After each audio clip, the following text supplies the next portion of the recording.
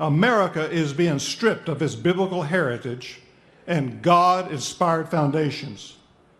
You know, growing up, we were concerned about the red threat. The Russians were coming, right?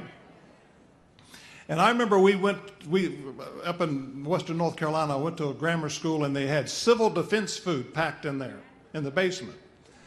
And we had these drills. In case a bomb went off, we would hide under our desk, right? Like that was going to do a lot of good.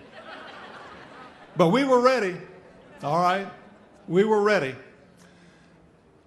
And then the Berlin Wall came down.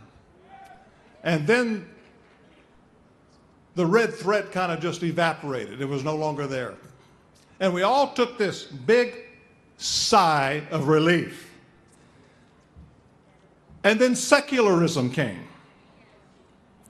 And it infiltrated and infected our governments, the state, the federal, the local level. Secularism and communism, there's no difference. They're both exactly the same. They're both godless. And the enemy came in and didn't even have to fire a shot. And he's already got control. The men and women of God, we need to take a stand because we're losing our country. And if we continue going down the road that we're going, let me tell you what the politicians want to do. They want to change the Constitution of America. That's their goal. And they will strip our freedoms. Having a service like this in a few years could be illegal. They would say you could only have a prayer service inside of a church building. That's what the communists do in Russia. You can only worship inside a church building. You can't be out and open like this. That's what they want to do. They call themselves progressives, okay?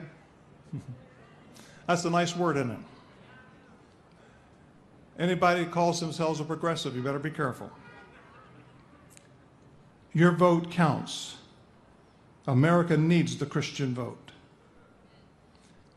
You see, it's not that the enemy is at the gate. They've come through the gate because we've left the gates wide open and we have allowed our moral walls to deteriorate and fall down. Ladies and gentlemen, we've got maybe one election left. And I've been told by people who know that the game will be over. And I'm telling you right now, we're very close to losing. That's why it's so important for the men and women of God, go back home, get your friends and your family, get them registered, and get them to vote.